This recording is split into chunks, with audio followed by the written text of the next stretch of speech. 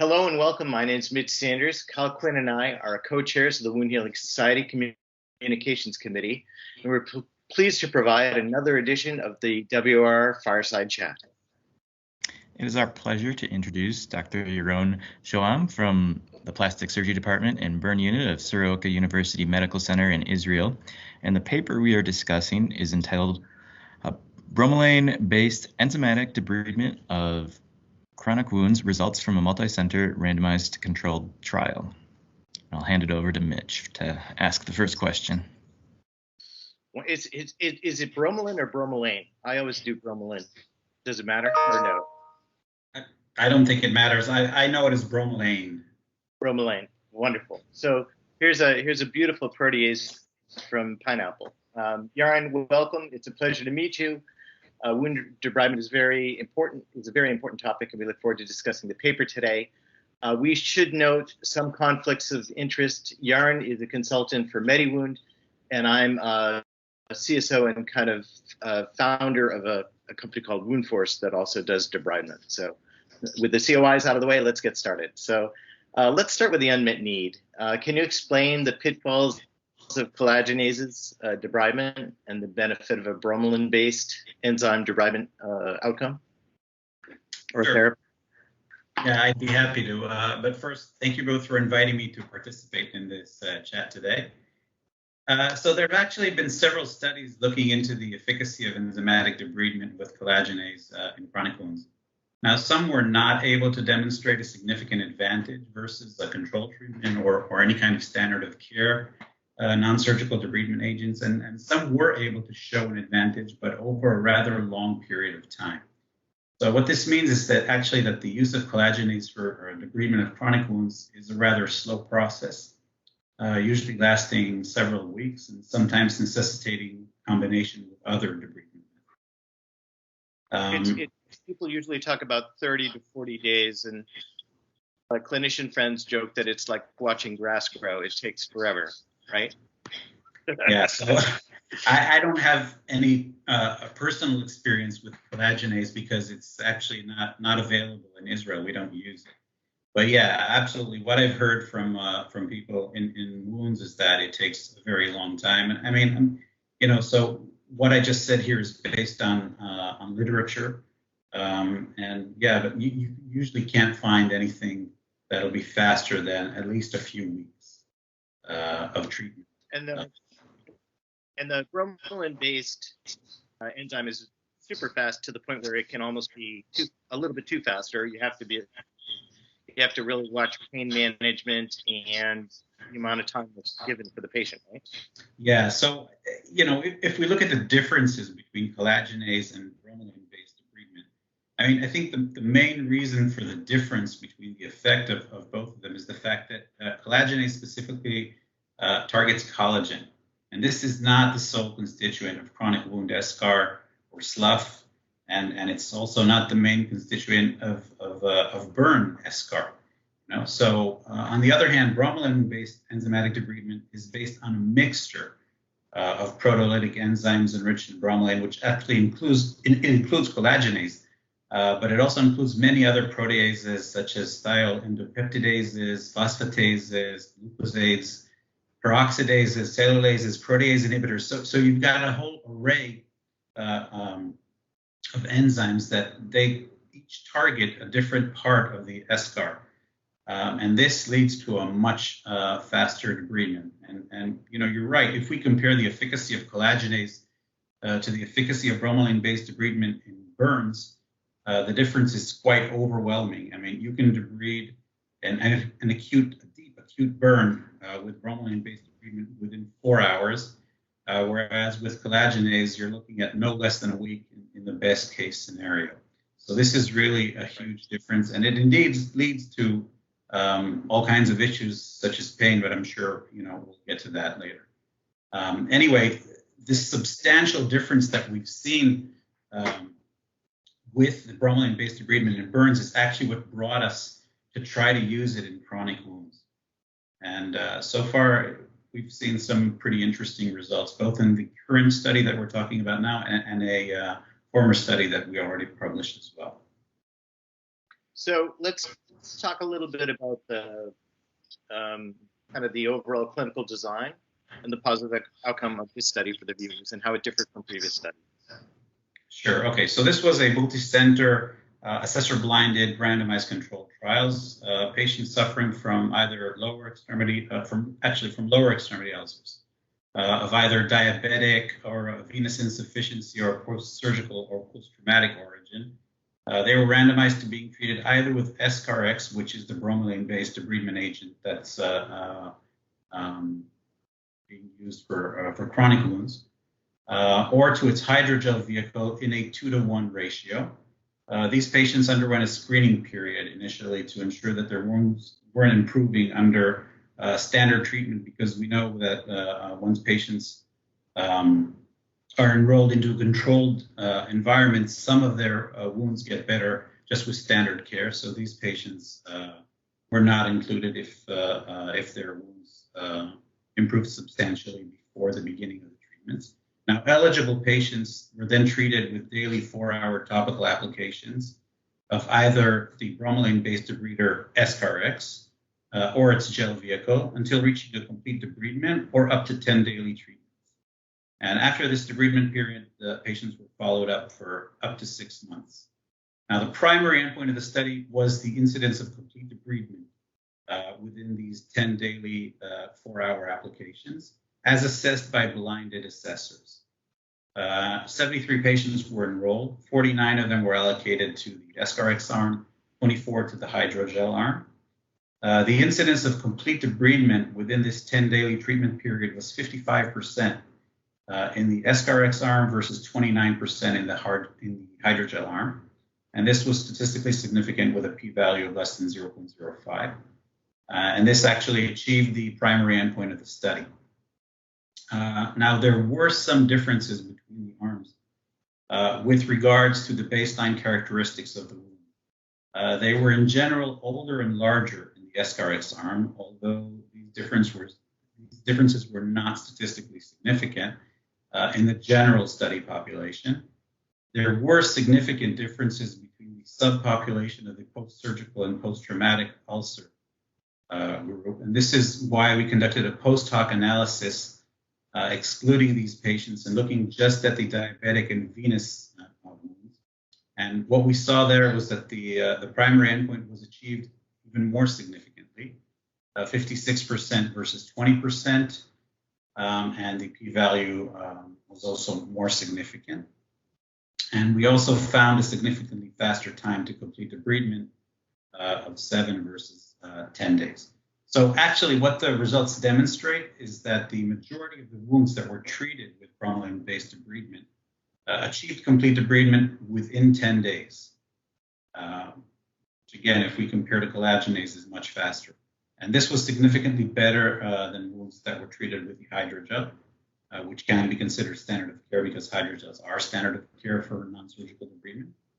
And as I said, these results were even more prominent in the combined diabetic and venous studies.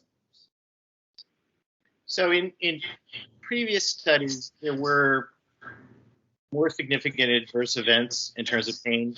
It does sound like you now have a better handle on how to manage pain with analgesics or other methods, as well as treating the peri-wound area with what is it, petroleum jelly or something to kind of prevent the peri-wound from getting affected or damaged by the bromelain. Yeah. Is that a fair? Yeah. You're on target with your question. But the majority of the safety data that we have for bromelain-based debridement, it actually originates from burns. There's the burn cure enzymatic debrider called Nexobrid has actually been approved for use in Europe already back in 2012 for deep burns, and it's approved in other regions around the world as well. And it was approved since it was found to be safe. Okay, so this means that aside from preclinical and clinical studies which prove that it's safe, there are already thousands of patients out there that have been treated, if you want to call it, in the market. And I'm not aware of any significant safety issues. So you're right, the safety issues that we usually encounter have to do with pain and with some irritation to the surrounding skin. Yeah, I think these issues, they were better tolerated in this study as compared to the previous study, for instance, or other previous publications. Now, talking about pain, this is an effective debrider, so it actually makes sense, that it would cause some pain. If you look at burns, it's the work, the debridement that Nexobrid does in burns can actually be compared to what surgical debridement does. So obviously, you're going to expect surgical debridement, to hurt. So this enzymatic debrider hurts as well. But in burns, we learned that anticipating the pain and utilizing preventive pain management techniques, they tend to give an appropriate solution to the issue. And based on this experience, this is what we tried to do in the current study as well. We used local topical anesthesia, and if needed, some systemic analgesia. And we really saw much less of an issue with pain in this study. And the other issue you mentioned is indeed the possible irritation to the skin surrounding the treatment area. And again, based on our previous clinical experience in burns, we addressed this by indeed applying an adhesive barrier consisting of a thick layer of paraffin ointment around the wound edges and applying an occlusive dressing over the treatment area. Now, this prevents the product from leaking out of the treatment area and contacting the surrounding skin, so it actually solves this issue. So, to summarize regarding safety, I think the main reason for the better tolerance of the drug in this trial is the learning curve that we already went through in our previous clinical experience. So, Yaron, just a follow-up question. So how did you determine the dosing? Was that really kind of based off of the burn work that you've done in the past? Yeah, so the burn product is actually pretty concentrated. And this was, obviously there were animal studies that we performed.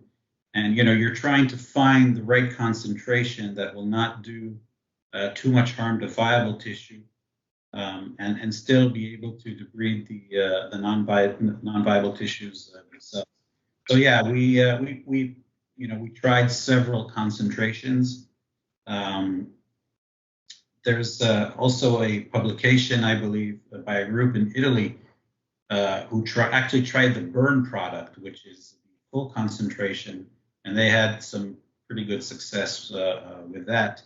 But yeah, we're looking at concentrations that are lower than the burn care product, again, based on animal experience, and of course, the clinical trial that we conducted, and there are 2 other clinical trials being conducted as we speak, basically.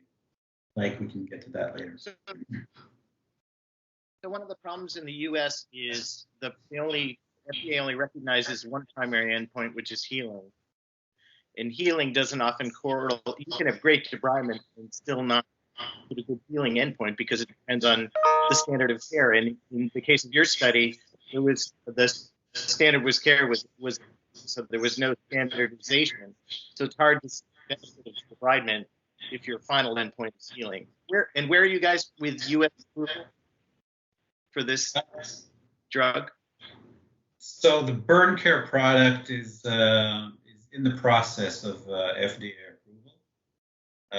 There was an answer from the FDA, I believe, earlier this summer, which stated that they needed to look into a few additional issues.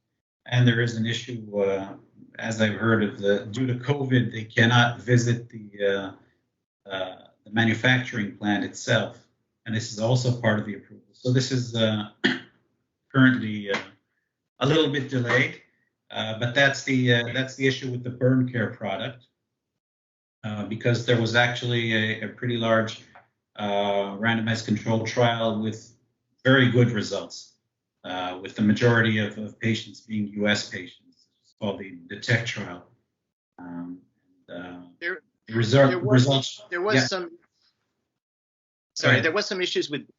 So if you have cardiac issues, you probably don't want to take this product. Are there certain a subclass of patients that you wouldn't recommend using this product on? Actually, not. I mean, obviously, someone who's allergic to pineapples, this does originate from pineapples. Obviously, someone who's allergic to pineapples, I wouldn't treat with this product. But other than that, we haven't really seen any significant safety issues. Nothing cardiac as well. Okay. Asking about that. Great. So, is there, for future studies that you plan, is there anything that you'd like to do to either control the standardization of the follow-up care, or what do you think are the next steps for getting this product commercialized in the U.S.? Yeah, you mentioned the fact that that there was a lack of standardization of the healing phase of the trial. And this is obviously something that we need to try to control more. I think this may be the reason that we didn't see any differences in healing between the groups. But again, the study was powered just for the debridement.